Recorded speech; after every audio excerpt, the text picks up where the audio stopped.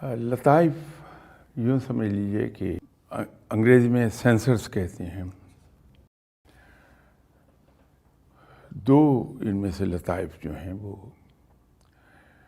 بہت زیادہ استعمال ہوتے ہیں.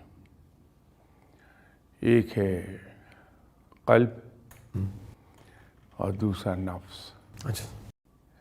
جو ہماری زندگی کو کنٹرول کرتی ہیں.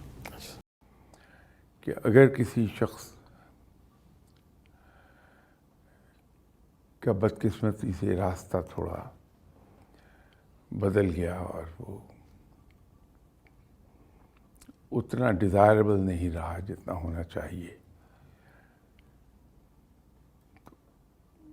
اتفاق سے وہ کسی ایسے صاحب سے ملا جن کی گفتگو، جن کی باتیں اس کے دل پر اثر کر گئیں اور ان باتوں نے اس کی زندگی بدل ڈالی.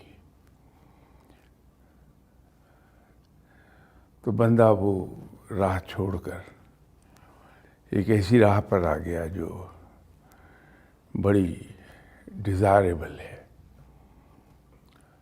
تو پھر غالباً ہم حق بجانب ہوں گے یہ کہنے میں کہ جو قلب کی حالت ہے اسی پر اس کی زندگی کی عمارت کھڑی ہوتی ہے. ٹھیک ہے. نفس ریپریزنٹ کرتا ہے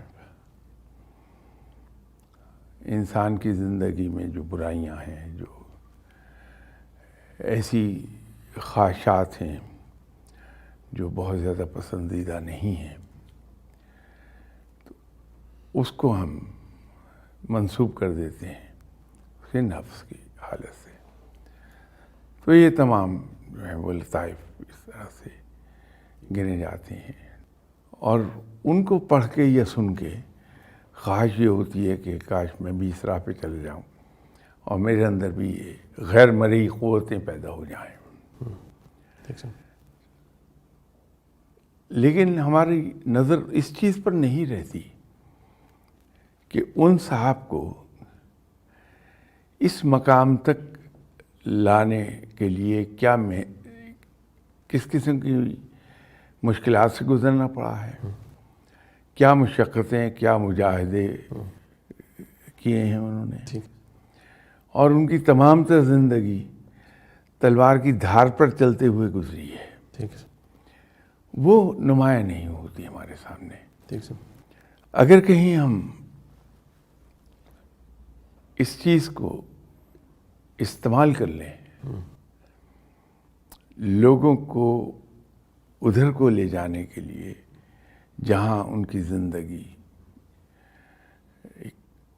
امکانی حد تک قرآن کی مطابق ہو جائے اور سنت کے مطابق ہو جائے.